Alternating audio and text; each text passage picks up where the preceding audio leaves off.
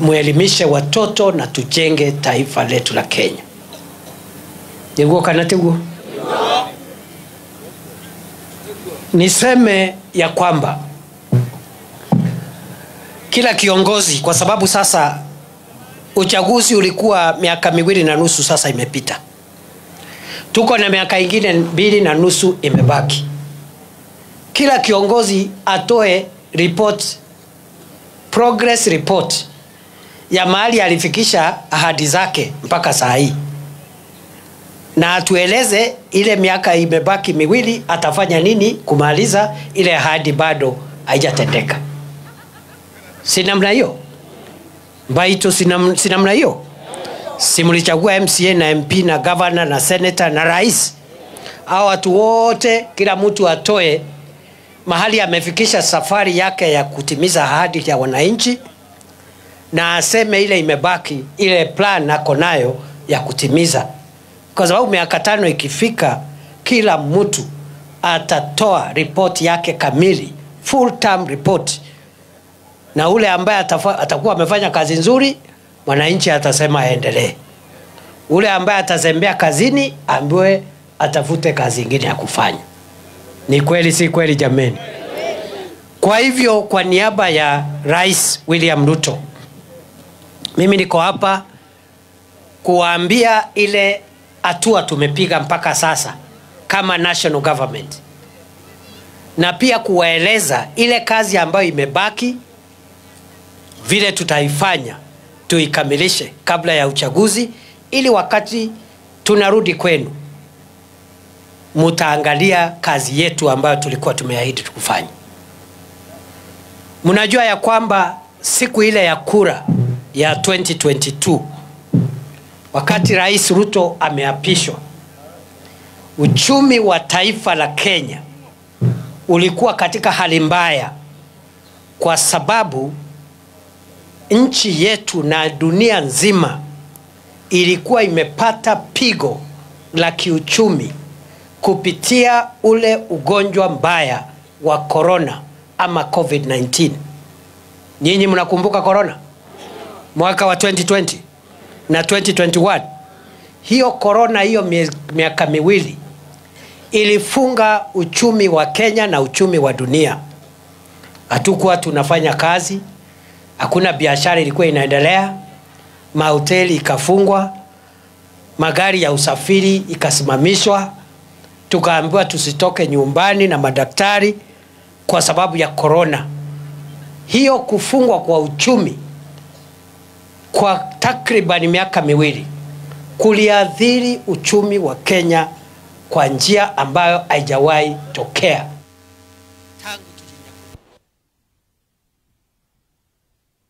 Ndio unaona saa ile rais anaapishwa, bei ya unga ya ugali ilikuwa imepanda ikafika shilingi 250 kwa kilo 2. Na mnajua siku hiyo kulikuwa na maandamano kila siku ya sufuria, watu wakiweka sufuria kwa kichwa. Kweli si kweli jameni? Si ni kweli? 250 kwa sababu mwananchi wa kawaida ya 250, familia nyingi zitapata shida, watalala njaa. Si ni kweli? 250 hata ya 1000, lakini wananchi wengi Kenya hiyo bei ikakuwa iko juu.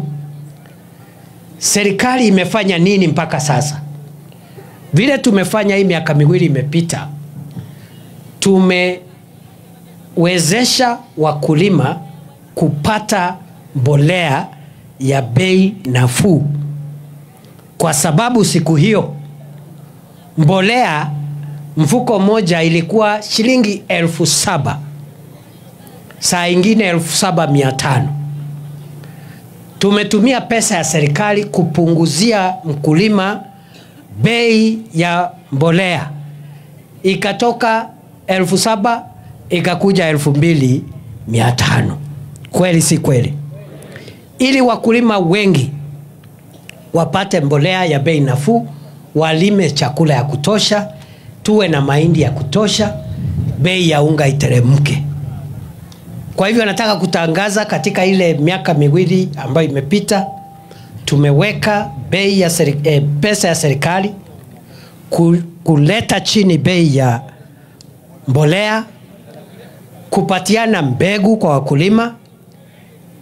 Hiyo pamoja na bidii yenu kama wakulima na pamoja na baraka ya Mwenyezi Mungu ya kuleta mvua, hayo mambo matatu ndio yameondoa ile kisirani ya njaa, na ile bei ilikuwa 250 imeshuka kiasi, iko average 140-150 sasa, na bado tunakazana hiyo bei ipungue hata zaidi, ikuje shilingi 100 ama hata chini ya shilingi 100.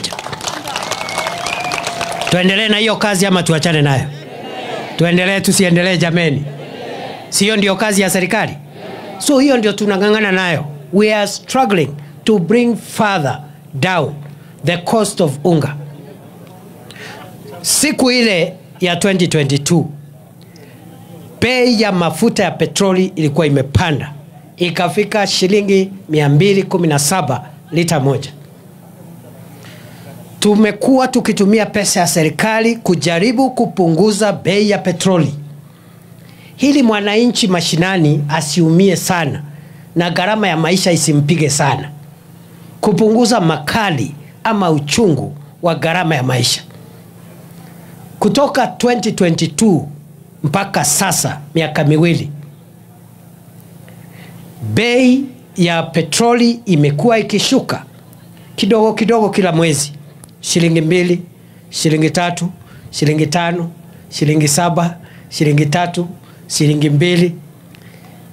Kwa ujumla imeshuka kutoka 217 per liter, imeshuka kwa takriban shilingi 43, sasa iko 174.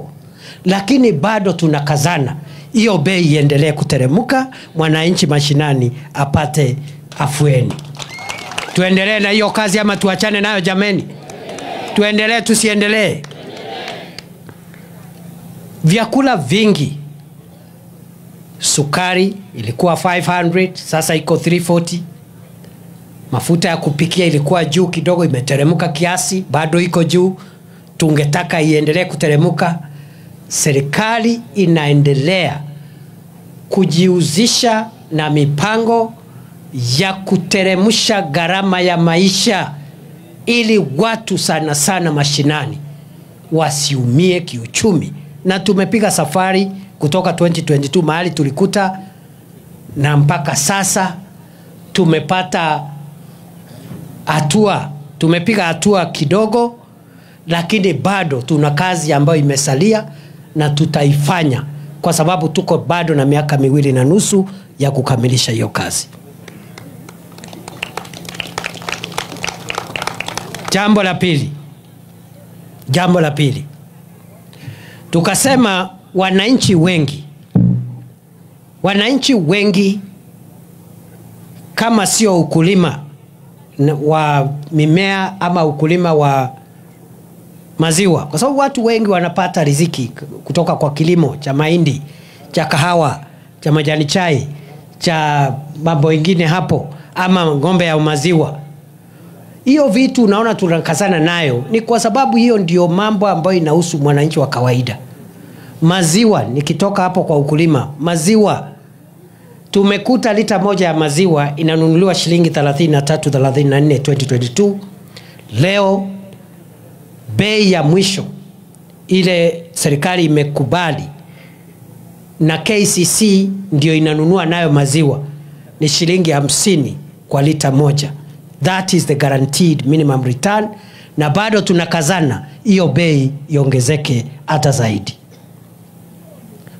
Wale watu ambao mashinani sio wakulima ama wafugaji, ni wanabiashara ndogo ndogo, wanajipatia riziki ya kila siku kupitia biashara kidogo kidogo.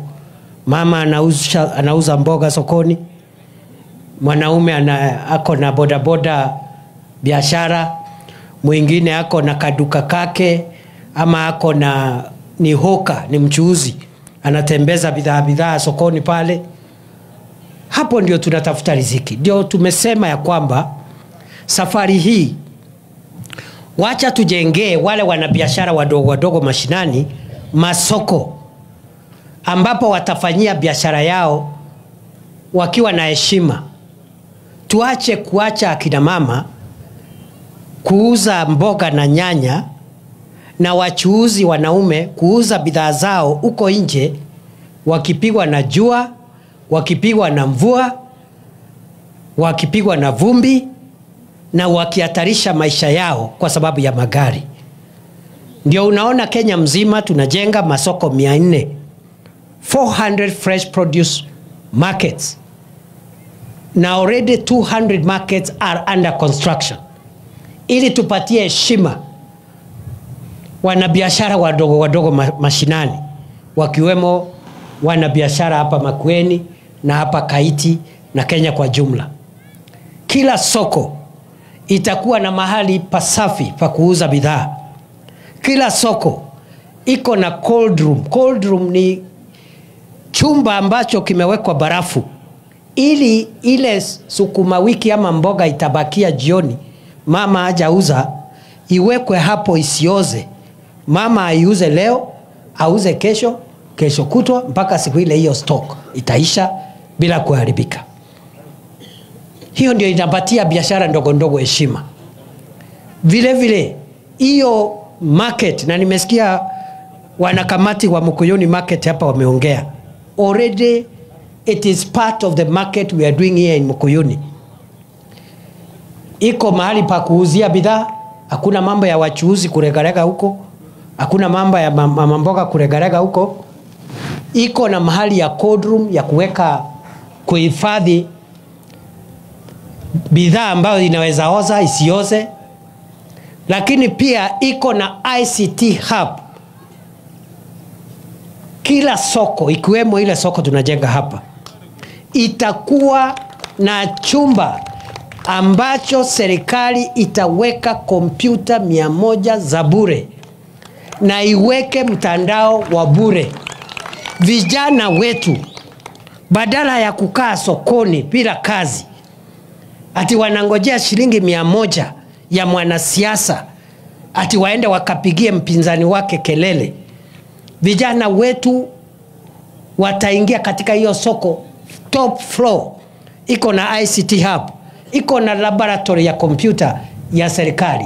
Kompyuta ni ya serikali, mtandao ni ya serikali, mwalimu wa kuwafundisha hapo ni wa serikali. Hili wafanye biashara ya kisasa ya mtandao, inaitwa e-commerce.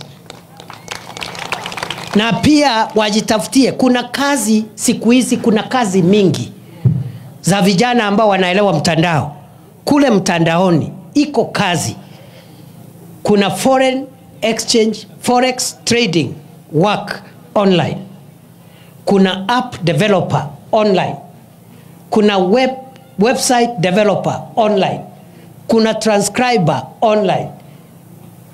Unaingia mtandaoni, bora uko na kompyuta na uko na internet, unajitafutia riziki hapo, unalipo pesa yako na unakaa na heshima kama vijana wale wengine. So we are building comprehensive markets for fresh produce trade, with cold rooms, with ICT hubs for our young men and women who are tech savvy to do e-commerce and to get digital jobs as app developers, transcribers, forex traders na ile makazi ambayo iko mitandaoni. Wakati mama ambaye ajuani na mitandao wanauza nyanya na vitunguu huko chini,